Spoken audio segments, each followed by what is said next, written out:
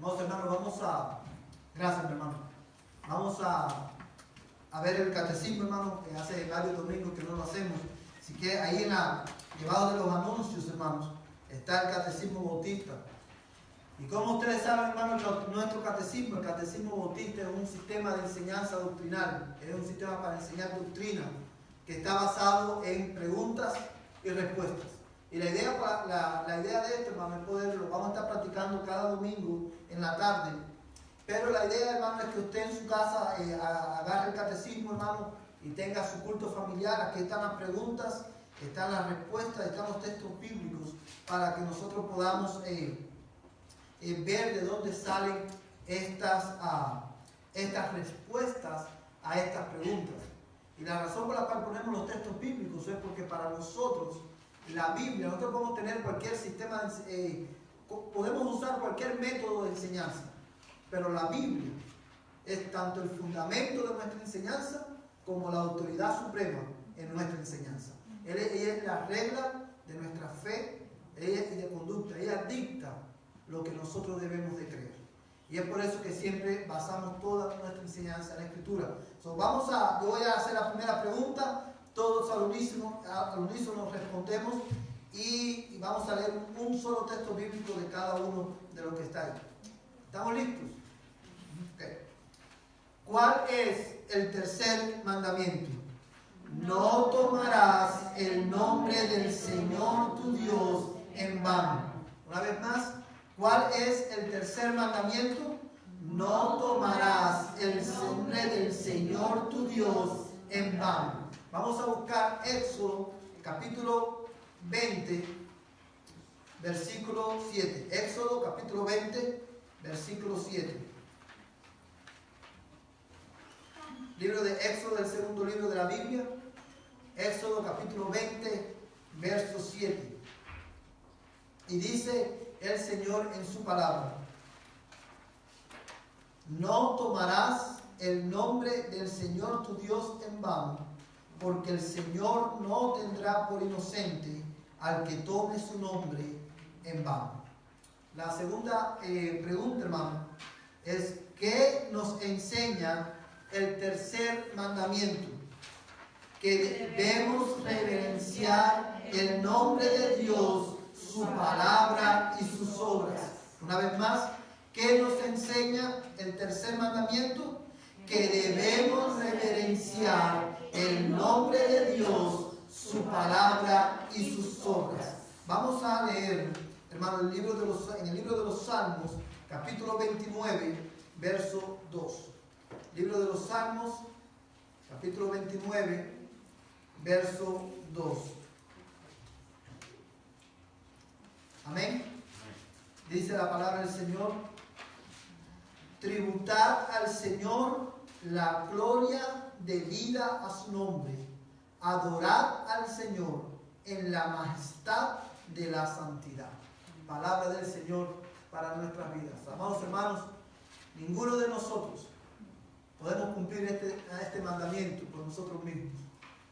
Nuestra tendencia es a tomar el nombre del Señor en vano. Y durante esta semana, todos nosotros, de una manera u otra, tomamos el nombre de Dios en vano. Porque tomar el nombre de Dios en vano es también cuando nosotros decimos que somos cristianos y no vivimos como cristianos.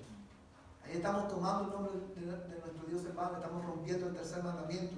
Y es por eso que tú y yo hoy necesitamos venir a Cristo una vez más. Decirle: Señor, perdóname y ayúdame a dar la gloria debida a tu nombre.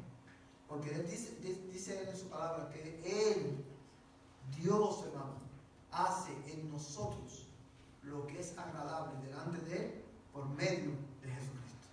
Amén. So, vamos a orar en esta tarde. Vamos a pedir al Señor que nos perdone por nuestros pecados, por haber roto el tercer mandamiento, entre tantos, entre otros más que hemos rotos. Y vamos a pedirle que Él nos ayude a crecer en santificación, ¿verdad? Y que Él nos hable hoy a través de su palabra. Vamos a orar.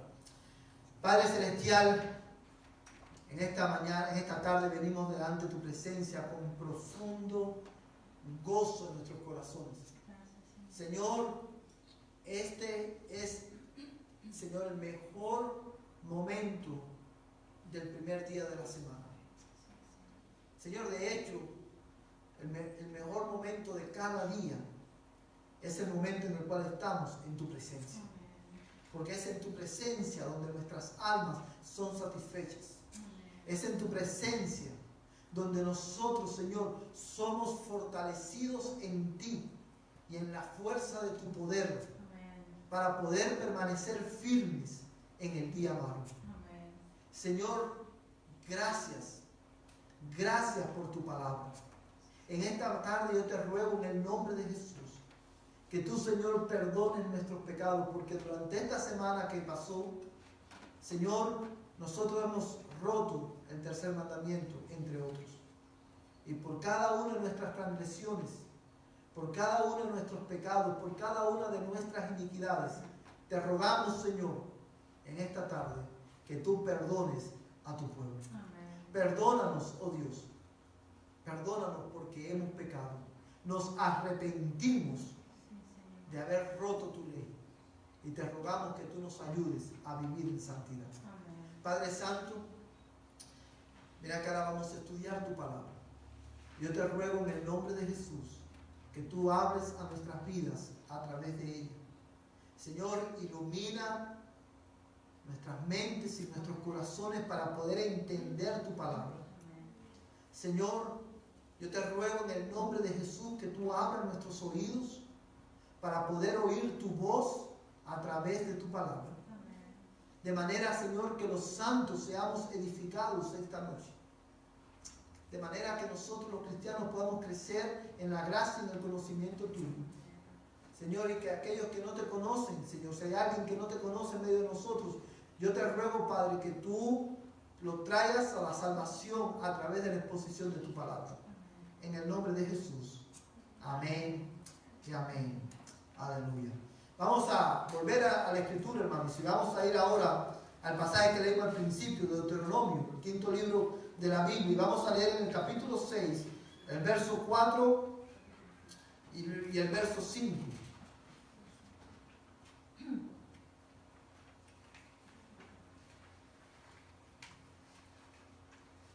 Deuteronomio capítulo 6, pero vamos a leer solamente el versículo 4 y el versículo 5. Y dice el Señor en su palabra: escucha, oh Israel, el Señor es nuestro Dios, el Señor uno es. Amarás al Señor tu Dios con todo tu corazón y con toda tu alma y con toda tu fuerza. La razón, amados hermanos, por la cual Dios demanda en su palabra que nosotros le amemos con todo nuestro corazón, con toda nuestra alma y con todas nuestras fuerzas, es en primer lugar porque Él es nuestro Dios. Él, cada vez que yo leo este pasaje, siempre recuerdo, hermano, que viene a mi mente la realidad, el hecho de que Dios no te pide, no te suplica. Lo voy a decir de otra manera: Dios no te pide de favor que tú le ames. Dios no le pide de favor al hombre que el hombre lo ame. Por favor, ámame, que si no me amas voy a sufrir. Dios demanda que todos los hombres le amen, no a nuestra manera, sino a su manera. ¿Y cuál es la manera de Dios? Debemos amarle con todo nuestro corazón, con toda nuestra alma y con toda nuestra fuerza, porque Él es nuestro Dios. Y en segundo lugar, la razón por la cual Dios lo demanda de esta manera es porque Él es el único Dios. Hay dioses falsos. Fuera de Él, todo lo que demanda nuestra adoración, todo lo que demande, hermano, el primer lugar de nuestro corazón, fuera de Dios, del Dios Trino, es un Dios falso. Sea trabajo, sea familia, sean bienes materiales, todo lo que demande toda nuestra atención, todo nuestro tiempo, es un Dios falso, porque solo hay un Dios, y es Jesucristo, el Dios Trino. El Dios, hermano, que dice, como dice el texto aquí que acabamos de leer: escucha, oh Israel, el Señor, nuestro Dios, el Señor uno es. Y nosotros, a la luz de la Escritura, creemos, hermanos, y confesamos que hay un solo Dios. Y este Dios, hermano, existe eternamente en tres personas: el Padre, el Hijo y el Espíritu Santo. Y esa es, en resumen, la doctrina de la Santa Trinidad, que es la doctrina que hemos estado enseñando, hermano, durante ya varios domingos. Y hoy, hermano, lo que vamos a hacer es que como no tuvimos el servicio el domingo pasado, vamos a dar un pequeño recuento de lo que hemos estado viendo. Y basado en este texto de la Escritura que acabamos de leer, que ha sido el texto que nos ha guiado a través de estos estudios, hemos visto, hermano, 4 afirmaciones esenciales, que no solamente, esencialmente las sacamos de la Escritura, pero son estas 4 afirmaciones aparecen en nuestra confesión de fe en el capítulo 2, que habla acerca de Dios y la Santa Trinidad. ¿Cuáles son estas 4 afirmaciones esenciales? Bueno, la primera: solo hay un verdadero Dios. No quiero abundar mucho en esto porque ya lo vimos. La segunda afirmación es que este único Dios existe eternamente en 3 personas: el Padre, el Hijo y el Espíritu Santo. Cada una de estas 3 personas son iguales en sus atributos, ya que los 3 tienen la misma naturaleza divina. O sea, si nosotros, hermanos, para ayudarles a grabar el concepto bíblico de la Trinidad, podemos decir que la afirmación 1 y 2 es el concepto bíblico de la Trinidad, de una manera resumida. ¿Cuál es la doctrina de la Trinidad? ¿Qué enseña esta doctrina? Que hay un solo Dios verdadero. Y este Dios verdadero, este único Dios, existe eternamente en 3 personas: el Padre, el Hijo y el Espíritu Santo. Eso es, en pocas palabras, la doctrina de la Santa Trinidad. Y recuerden, hermanos, que cuando estamos hablando de la Trinidad, nosotros, hermanos, dimos 2 razones por las cuales nosotros no podremos entender a plenitud de este lado de la eternidad esta doctrina. Nosotros, hermanos, creemos que hay un único y verdadero Dios, que es el creador y sustentador de todas las cosas. Y creemos también que este verdadero Dios existe eternamente en 3 personas: el Padre, el Hijo y el Espíritu Santo. Lo creemos por fe, porque es de esa manera que Dios se ha revelado en su palabra. Ahora, nosotros, hermanos, hay 2 razones fundamentales por las cuales de este lado de la eternidad no podremos entender a plenitud esta verdad. Y la primera, ¿cuál es? ¿Cuál es la primera razón? Que el pecado ha afectado nuestro intelecto. ¿Qué quiere decir esto? Que el pecado, hermano, el efecto del pecado en la mente del hombre ha oscurecido nuestro entendimiento de tal manera, nos ha inhabilitado en nuestra capacidad de poder entender a Dios. ¿Sí te das cuenta? Es por eso que nosotros no podemos entender esta doctrina a la perfección o a profundidad. Nosotros la creemos, la proclamamos por fe. Y esta, hermano, es una doctrina que también quiero hacer este paréntesis. Esta es una de las doctrinas fundamentales de la fe cristiana. Usted no puede ser verdaderamente cristiano si usted no cree en la doctrina de la Santa Trinidad. ¿Por qué? Porque no creer en esta doctrina implica no creer en la revelación que Dios ha hecho de sí en su palabra. Y el mismo Señor Jesucristo dijo: esta es la vida eterna. ¿Cuál es la vida eterna?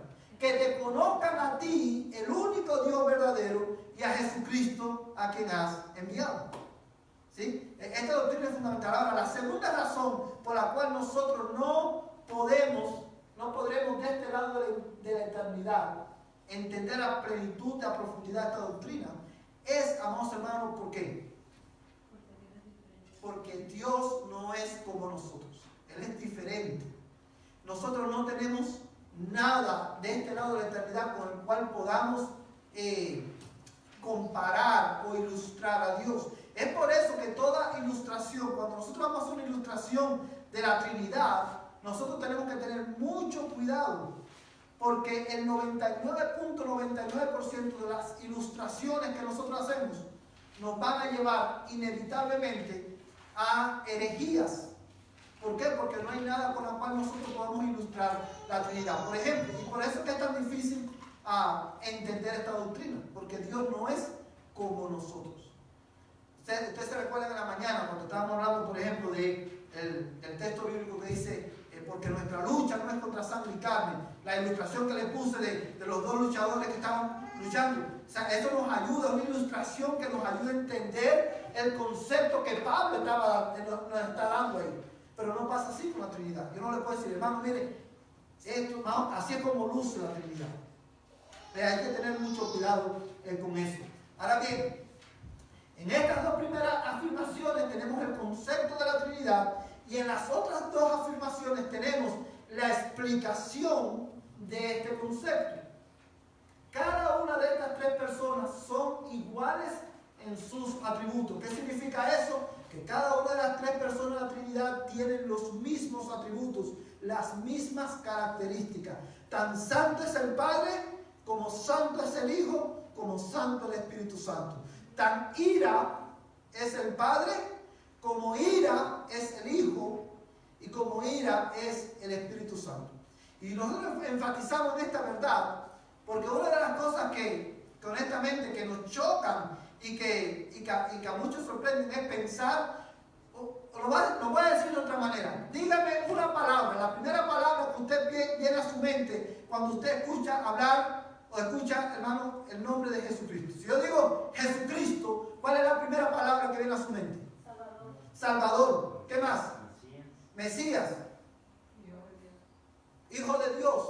Pero generalmente, ¿sabe? Una de las palabras que viene a nuestra mente con la cual asociamos a la segunda persona de la Trinidad es con el amor. ¿Verdad? Porque en nuestra mente, oh Jesucristo, obviamente Jesucristo murió por amor a nosotros. Cuán grande es el amor de Dios que nos mostró en Cristo. Pero hermano, nosotros no tendemos a pensar en Jesucristo como el Dios de ira. Y Él es ira. La segunda persona de la Trinidad es ira. Y el Espíritu Santo es ira.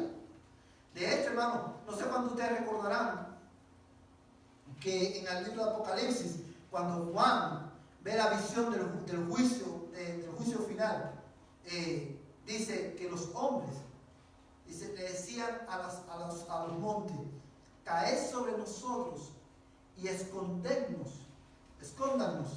del que está sentado en el trono y de la ira del Cordero. Amados hermanos, y esto es importante para nosotros poder entender quién es Dios. Si nosotros creemos en un Jesucristo que es solamente amor, si nosotros creemos en un Dios que es solamente misericordia, si creemos en un Dios que solamente es bondadoso, nosotros no estamos creyendo en el Dios de la Biblia. Porque el Dios de la Biblia es ira, es justo, hermano, es omnipotente. Y cada una de las tres personas de la Trinidad tienen el mismo atributo, los mismos atributos, porque tienen la misma naturaleza divina. Ahora bien, mira el punto 4. Mientras que las tres personas tienen la misma naturaleza, las personas no son idénticas. Y esta es otra explicación de la doctrina de la Trinidad, que es muy importante. Porque muchos cristianos hoy piensan, por ejemplo, como hemos dicho en otras ocasiones, que en el Antiguo Testamento Dios se manifestó como ¿quién? Como el Padre, en el Nuevo como el Hijo, y ahora se manifiesta en la iglesia a través de la persona del Espíritu Santo. Pero eso no es bíblico, eso es una herejía que se llama modalismo. Aun cuando las tres personas tienen la misma naturaleza, hermano, las personas no son idénticas. El Padre no es el Hijo no es el Padre, ni el Espíritu Santo, y el Espíritu Santo no es ni el Hijo ni el Padre. Pero aun cuando las tres personas no son idénticas, son diferentes, no hay tres dioses, solo hay un verdadero Dios que existe eternamente en tres personas, el Padre, el Hijo y el Espíritu Santo. Hermano. Como bien es cierto que Dios no tiene cuerpo, entonces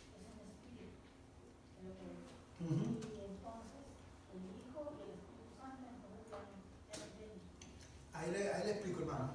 Bueno, en esta doctrina, hermano, esa pregunta la vamos a dejar, o esa explicación la vamos a dejar más para un poquito más adelante en el estudio, porque precisamente vamos a hablar del hecho de que uno de los atributos de Dios es que Dios es espíritu. Pero realmente ahora en la unidad de Dios, en la Trinidad, hay un cuerpo humano, que es el cuerpo de Cristo, porque Cristo no ascendió o no resucitó espiritualmente. Cristo resucitó corporalmente. Pero en la resurrección de Cristo, o con relación a esto, no solamente quiero decir, lo que pasó es que la Trinidad adoptó un cuerpo humano en la persona de Cristo. Pero Dios sigue siendo espíritu. Y Dios no tiene partes. Y de eso vamos a estar hablando un poquito más adelante, hermano. Ahora, ¿sí entendieron hasta aquí, hermano? ¿Entendieron todo hasta aquí? Okay. Ahora, lo otro que vimos, hermano, fue el nombre de Dios. Para nosotros poder conocer a Dios, tenemos que conocer su nombre.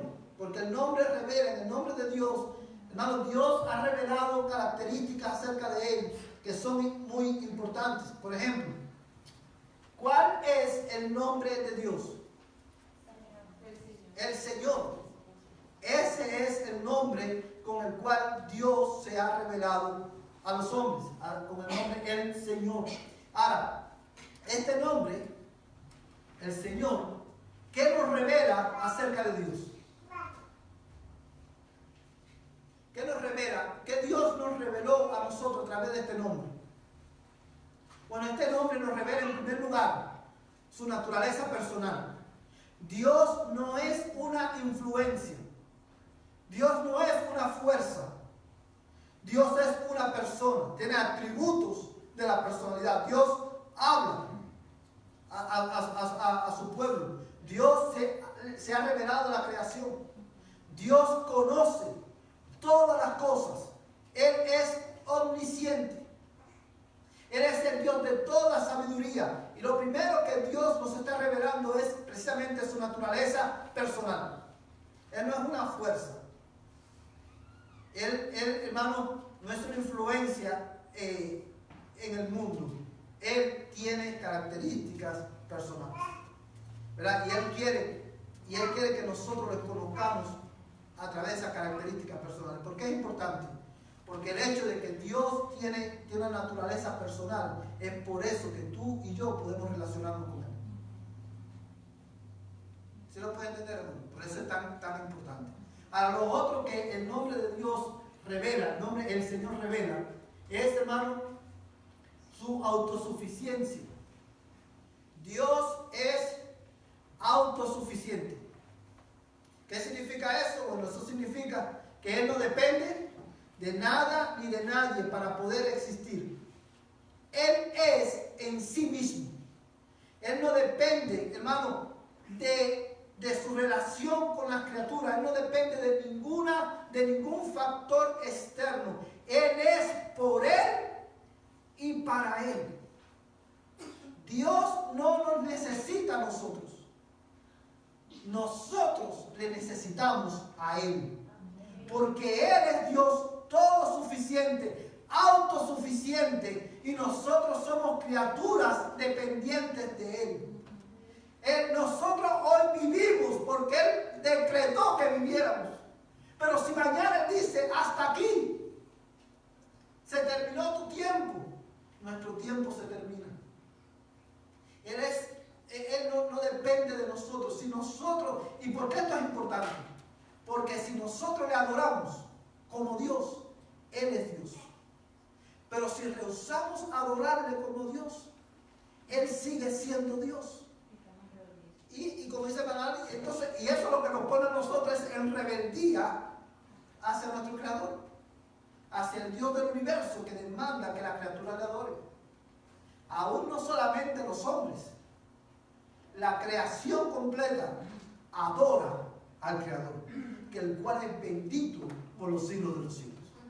So, cada vez que nosotros invocamos el nombre del Señor, yo estoy reconociendo, es un reconocimiento de que al Dios al que yo estoy adorando, el Señor es el Dios autosuficiente. Él no necesita de mí, pero yo lo necesito a Él.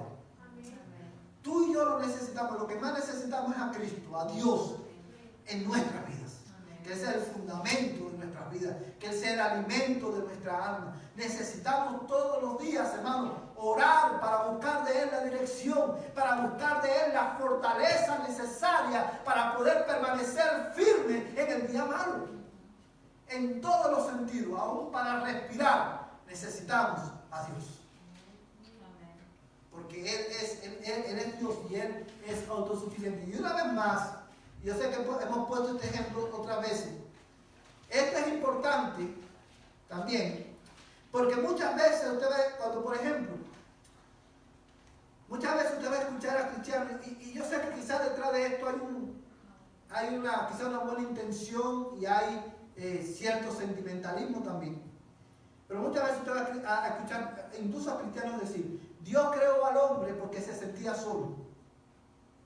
Dios nunca se ha sentido solo, porque en la unidad de la Trinidad hay un perfecto amor y una perfecta relación que entre cada una de las personas de la Trinidad, que hace que Dios no necesite de nada más.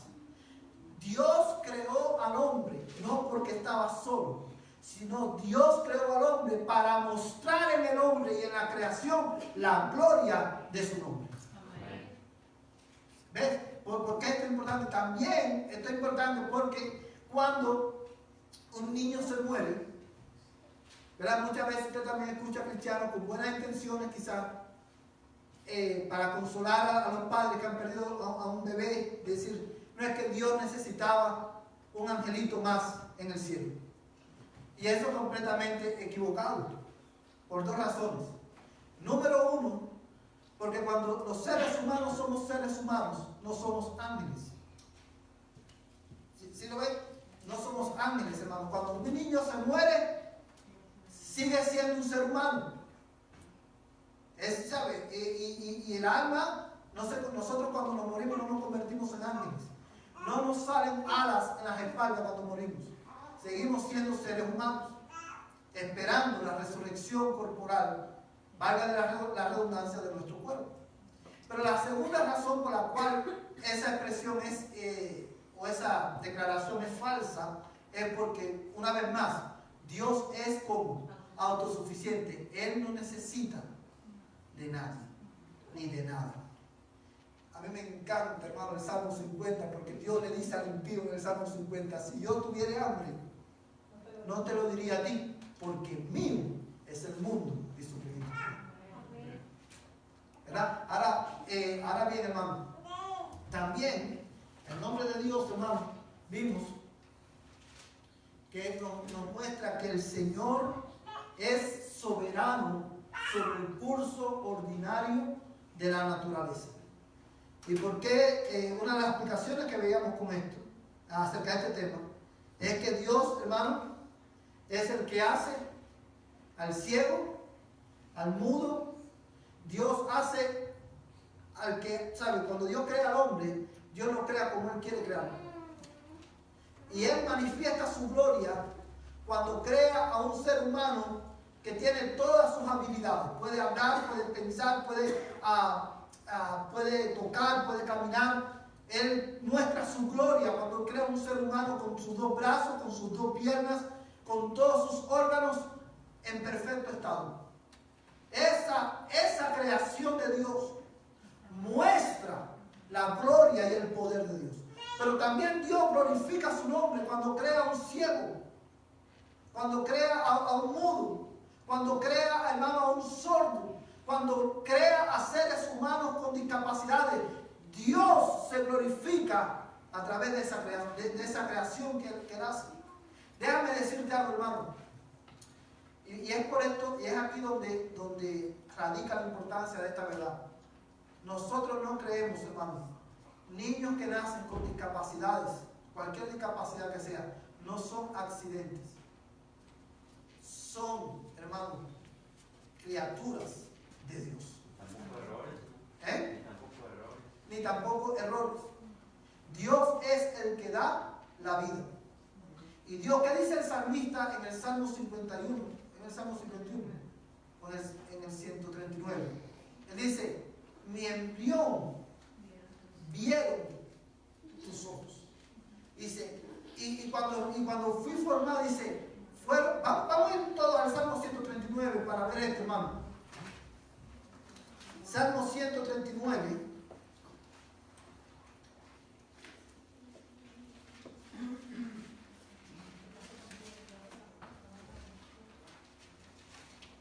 Salmo 139. Y vamos a leer específicamente el 13. Gracias. Dice, Salmo 139, verso 13, dice la palabra del Señor, porque tú formaste, ¿qué cosa? Mis entrañas, me hiciste en el seno de mi madre. Te alabaré porque asombrosa y maravillosamente he sido hecho. Maravillosas son tus obras y mi alma lo sabe muy bien. No estaba oculto de ti mi cuerpo cuando en secreto fui formado y entretejido en las profundidades de la tierra. Tus ojos vieron mi embrión y en tu libro se escribieron todos los días que me fueron dados cuando no existía ni uno solo de ellos. Este pasaje habla, obviamente, revela que Dios es soberano sobre el curso ordinario de la naturaleza. Dios, cuando Dios crea a un ser humano, un bebé, le da forma en el vientre de su madre. Obviamente, hermano, Dios usa procesos naturales para que un baby nazca. Y al Dios usar esos procesos naturales, esos son medios ordinarios, ¿verdad? La mano de Dios le da forma en el vientre de la madre misma. De manera, amados hermanos, que usted es hoy exactamente como Dios quiso que usted fuera. Es por eso que nosotros nosotros no debemos anhelar ser como Requi. Porque Dios hizo a Requi de una manera para glorificar su nombre en él. Dios me hizo a mí de una manera diferente para glorificar su nombre en nosotros. Amados hermanos, Dios, cada vez que nosotros invocamos el nombre de Dios, el nombre del Señor, estamos, hermanos, en un recordatorio de que Él es el soberano, hermano, aún sobre el curso ordinario de la naturaleza. También vimos, hermano, que yo soy el que soy implica que Dios es libre de toda obligación externa o limitación. Ahora, no vamos a ver este texto porque ya lo vimos, queremos avanzar en algunos aspectos que tenemos pendientes. Y hoy quiero que veamos, hermano, el nombre de Dios y la Trinidad. Quiero que un hermano busque Juan 13, 19. Otro hermano va a buscar Isaías 63, versos 11 al 14. Y otro hermano va a buscar 2 Corintios 3, 17.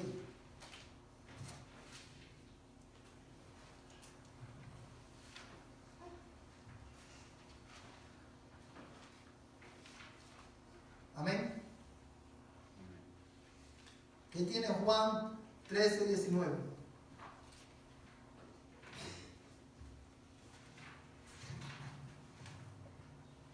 Dice, os lo digo desde ahora, antes de que pase, para cuando suceda, creáis que yo soy. Amén. Lee el 20 también, hermano, por favor. En verdad os digo, el que recibe al que yo envié, me recibe a mí, y el que me recibe a mí, recibe al que me envió. Amén. Fíjate, hermano, lo que dice el verso 19. ¿Quién está hablando aquí, hermano? Jesucristo, la segunda persona de la Trinidad. Y Él dice, os lo digo desde ahora, antes de que pase, os lo digo ahora antes de que pase, para que cuando suceda, creáis, ¿qué cosa? Que yo soy. Ese yo soy es es el mismo nombre que aparece en Éxodo capítulo 3 cuando Dios se revela a Moisés. Si fuéramos a parafrasear lo que Jesucristo le está diciendo aquí a los judíos y a sus discípulos, lo pudiéramos leer de esta manera. Os lo digo desde ahora antes que pase, para que cuando suceda creáis que yo soy Dios, que yo soy el Señor. Ahora, ¿en qué sentido, hermano? Fíjate, vamos a leer para tener el contexto, hermano. Vamos a leer unos versículos antes. Dice, el verso 15, dice, porque os he dado ejemplo para que como yo os he hecho, vosotros también hagáis. En verdad os digo, un siervo no es mayor que su Señor, ni un enviado es mayor que el que lo envió. Si sabéis esto, seréis felices si lo practicáis. No hablo de todos vosotros. Yo conozco a los que he escogido, pero es para que se cumpla la escritura: el que come mi pan ha levantado contra mí su calcañar. Os lo digo desde ahora, antes de que pase, para que cuando suceda creáis que yo soy el Señor. Es lo que Jesús le está diciendo ahí. Ahora, hermano, ¿qué atributo te digo? ¿Por qué Jesucristo lo dijo? Os lo digo antes que suceda, para que cuando pase, ustedes sepan que yo soy. ¿Qué atributo de Dios está ahí, hermano? ¿Qué atributo de la divinidad está ahí en ese versículo, a través del cual los discípulos iban a entender verdaderamente que Jesucristo verdaderamente es Dios? ¿Qué atributo? Él solo existe. Él solo existe. Él es desde la eternidad. Pero mira ahí el texto, hermano. ¿Qué le dice Jesucristo? ¿Qué dice Jesucristo, hermano? Desde ahora os lo digo, ¿antes de qué? Antes de que suceda, para que cuando suceda, sepan que yo soy. Él es omnisciente. Él es el que anuncia lo por venir, porque Él es el que ordena el porvenir. ¿Sí lo puede ver ahí, hermano? Ahí está implícito ese atributo. Os lo digo antes que suceda, para que cuando suceda, cuando pase, sepan que yo soy el Señor. ¿Sí lo pueden ver, hermano? Ok, vamos, hermano, a ver Isaías capítulo 63, verso 11 al 14. Libro del profeta Isaías, capítulo 63, verso 11 al 14.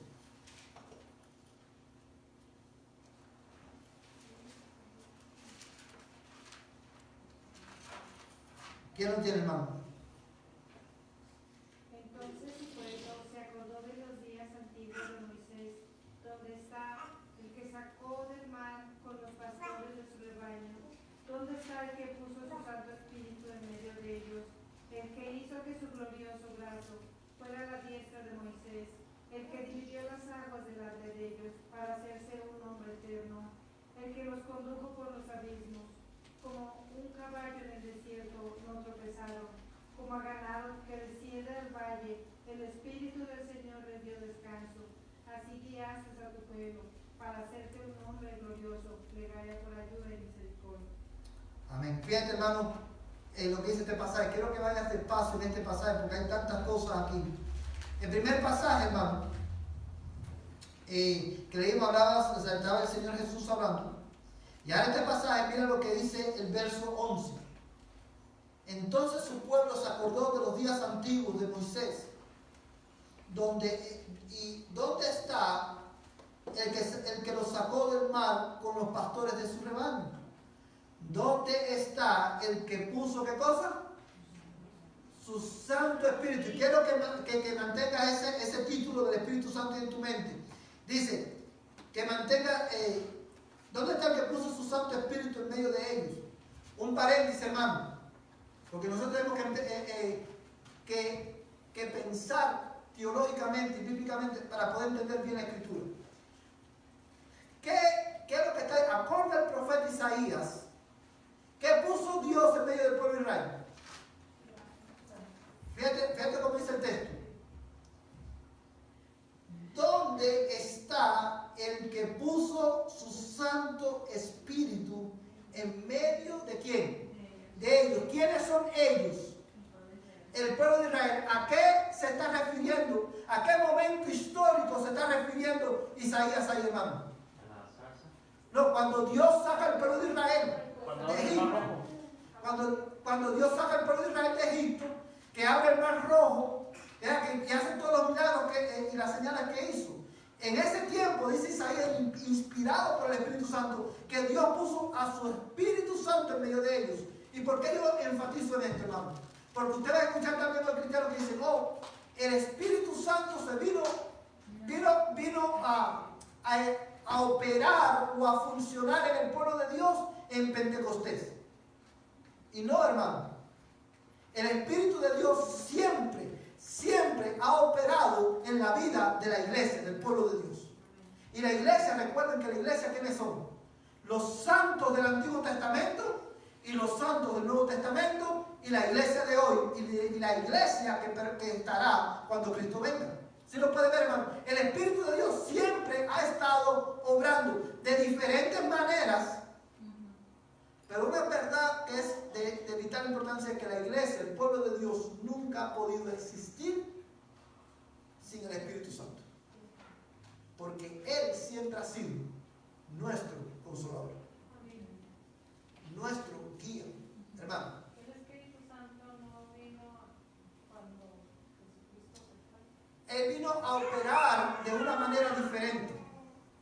Pero siempre el Espíritu de Dios ha operado en el pueblo de Dios de una manera diferente en el Antiguo Testamento, como lo hace después del Pentecostés, pero siempre ha operado. Y yo le voy a dar una evidencia bíblica.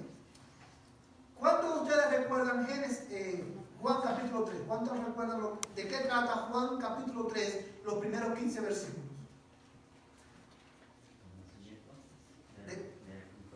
De Nicodemo, del nuevo nacimiento. ¿Y qué es lo que le dice Cristo a Nicodemo? De cierto te digo que el que no nace ¿de qué? Del agua y del Espíritu no puede ver el reino de Dios. Es una verdad doctrinal que es la misma, ha sido la misma en todos los tiempos. ¿Y qué es lo que Cristo nos está enseñando ahí? Porque ya hemos visto ese pasaje, que el nuevo nacimiento es obra ¿de quién? Del Espíritu Santo a través de la palabra de Dios. De manera que y para que una persona pueda creer y pueda venir al arrepentimiento, eso es obra ¿de quién? Del Espíritu Santo que nos hace nacer de nuevo. Cuando los santos del Antiguo Testamento, los cristianos del Antiguo Testamento, creyeron y se arrepintieron, eso fue obra ¿de quién? Del Espíritu Santo en ellos. Porque sin el ministerio del Espíritu Santo, ningún hombre se puede arrepentir, ningún hombre puede nacer de nuevo. Todos esos héroes de la fe que nosotros vemos en Hebreos capítulo 11, que fueron la mayoría de ellos cristianos, o sea, santos del Antiguo Testamento, vinieron a la fe, al conocimiento de Dios por medio de la obra del Espíritu Santo. ¿Verdad? Y ahora, la manera en que el Espíritu Santo se ha manifestado o ha operado en el pueblo de Dios ha sido distinto, ¿verdad? Pero siempre el Espíritu de Dios ha operado. Ahora, mira, sigue leyendo, hermano. Dice, verso 12: el que hizo que su glorioso brazo fuera a la diestra de Moisés, el que dividió las aguas delante de ellos para hacerse, ¿qué? Un nombre eterno. El que los condujo por los abismos como un caballo en el desierto, no tropezaron. Como ganado que desciende al valle, el espíritu ¿de qué? Del Señor, el espíritu del yo soy. Hermano, ¿te das cuenta cómo cada una de las personas de la Trinidad tiene, la Biblia le aplica el mismo nombre? El Señor. Amados hermanos, y fíjate cómo dice, el verso 14 termina diciendo, como a ganado que desciende al valle, el Espíritu del Señor le dio descanso. Así guiaste ¿a quién? A tu pueblo para hacerte un nombre glorioso. ¿Sabe lo que está diciendo? Si usted lee estos versículos, desde el 11 al 14, usted se va a dar cuenta de que Dios realizó. Isaías está recordando al pueblo qué fue lo que Dios hizo con ellos en el desierto. ¿Y qué dice Isaías? Hermano, dice que el Señor los guió, dice que ellos no tropezaron, dice que el Señor se acordó de ellos, los condujo, dividió el agua delante de ellos. ¿Y por qué Dios lo hizo, hermano? Porque fíjate que 2 veces en el texto te lo dice. ¿Por qué Dios lo hizo? Porque Israel era la maravilla, la última maravilla del mundo. Porque Él estaba en obligación de hacerlo. ¿Por qué dice el texto que Dios lo hizo? Para hacerse un nombre glorioso. Dios hizo todo eso para glorificar su nombre, para que eternamente todos supieran que Él es el Señor y no nosotros. Porque Él es el único que puede dividir las aguas. Él es el único que puede hacer que tu pie no tropiece. Él es el único que puede guiarte, hermano, hasta el día en que Él venga por nosotros. Él es el Señor, no hay otro como Él. Hermano, yo conversaba con alguien estos días, con una hermana, y yo decía, ¿usted sabe cuál fue uno de los textos bíblicos que a mí más me golpeó? Y que honestamente, cuando lo leí, cuando Dios abrió mis ojos a ese texto, en mi pecado, en mi rebelión, mi primer pensamiento no fue de adorar a Dios, sino mi primer pensamiento fue este: oye, pero Dios es un egocéntrico, porque todo lo que Dios hace, lo hace para Él. ¿Y sabe qué texto fue, hermano? El Salmo 23.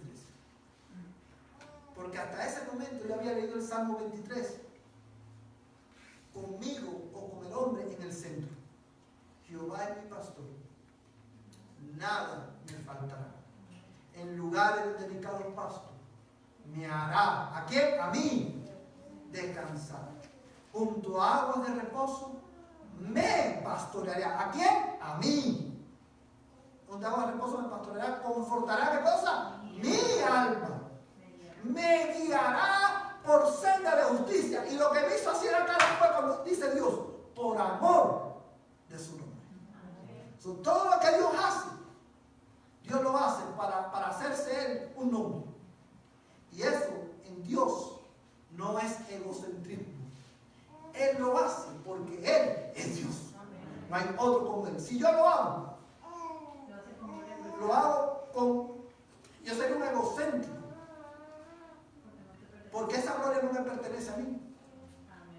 Esa gloria de todo lo que nosotros hagamos. Hermanos, si la primera iglesia bautista prospera, o lo voy a decir de otra manera, la iglesia bautista ha prosperado. La iglesia bautista ha permanecido por 50 años a pesar de cualquier cosa, no por la habilidad de sus pastores, ni por la fidelidad de sus miembros, sino porque Dios ha hecho que lleguemos hasta aquí para la gloria de su nombre, como un testimonio de que Él es Dios y nosotros necesitamos a Él. Este no ha sido el resultado del ministerio de los pastores. Dios ha usado a sus pastores, unos mejores que otros más malos. Dios usa a sus pastores, instrumentos inútiles para la gloria de su nombre. Y Dios hace que sus hijos permanezcan fieles para la gloria de su nombre. Porque todo lo que Dios hace, lo hace para hacerse un nombre. Para que tú y yo y el mundo sepa que Él es el Señor. Vamos a buscar, hermano, 2 Corintios capítulo 3, verso 17. ¿Quién lo tiene, hermano?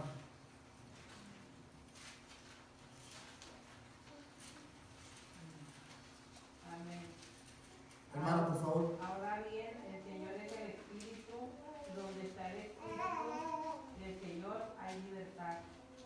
Amén. Dice, una vez más, dice, ahora bien, el Señor es el Espíritu. Y donde está el Espíritu del Señor, hay libertad. Fíjate, amados hermanos, cómo en la Biblia, cada una de las personas de la Trinidad se le da el mismo nombre. Y fíjate, hermano, dice, ahora bien, este versículo tenemos que verlo con detenimiento. Ahora bien, el Señor es el Espíritu. Ahí no está diciendo que el Padre es el Espíritu. Acuérdense que son personas, ¿cómo? Diferentes. El texto te lo aclara, dice, ahora bien, el Señor es el Espíritu, y donde está el Espíritu ¿de qué? Del Señor. O sea, ¿qué significa? ¿Qué quiso decir Pablo cuando inspirado por Dios dijo? ¿O qué quiso decir el Espíritu Santo cuando inspiró a Pablo a escribir que el Señor es el Espíritu? Esta es una expresión que es similar a Juan 10:30, cuando Cristo dice, el Padre y yo, uno somos. Estas dos expresiones son similares. No están diciendo que son la misma persona, sino que tienen la misma naturaleza divina. Tan Señor es el Padre, como Señor es el Hijo, como Señor es el Espíritu Santo. Y así, hermano, y conocer cómo la Biblia le atribuye a las tres personas de la Trinidad el mismo nombre, nos ayuda a entender un poco la doctrina de la Trinidad. Pero recuerden, no hay tres dioses, no hay tres señores, hay un solo Señor. Hay un solo Dios que se ha revelado a nosotros como el Dios Trino, que ha existido eternamente en tres personas. Y un texto, hermano, que yo creo que también con relación a Cristo, que habla muy claro, hermano, de esto, que le aplica a Cristo el nombre Señor, es precisamente Filipenses capítulo 2, que él dice, creo que es Filipenses capítulo 2, que dice, y le dio un nombre. Vamos a ir a Filipenses, vamos a terminar con este texto, hermano. Filipenses capítulo 2, porque no quiero parafrasearlo y terminamos con este pasaje de la Escritura. Filipenses capítulo 2. Gracias, hermano.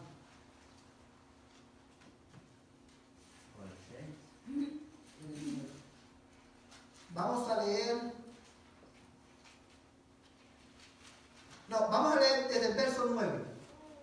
Dice, por lo cual Dios también le exaltó hasta lo sumo y le confirió el nombre, mira bien, hermano, y le confirió el nombre que es sobre todo nombre, para que en el nombre de Jesús se doble toda rodilla de los que están en el cielo y en la tierra y debajo de la tierra, y toda lengua confiese que Jesucristo es Señor, para gloria de Dios Padre. ¿Cuántas leído este versículo anteriormente? Cuando nosotros leemos Filipenses 2, del 9 al 11, la tendencia nuestra al leerlo rápidamente, lo que leemos es esto.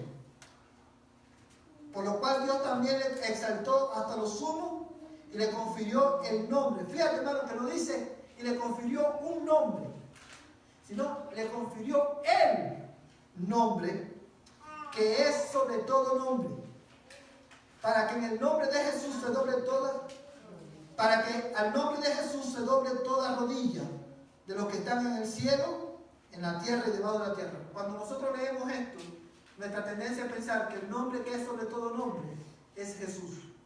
Pero no es eso lo que Pablo está diciendo. El nombre que es sobre todo nombre no es Jesús.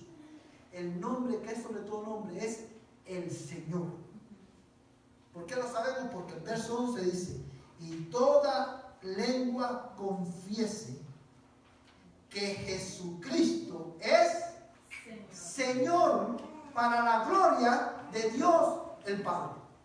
Solo que Pablo, inspirado por el Espíritu Santo, está diciendo es que Dios le confirió a Cristo, le hizo, que reconocieran a Cristo como el Señor, porque le dio un nombre, el nombre que es sobre todo nombre. ¿Cuál es ese nombre?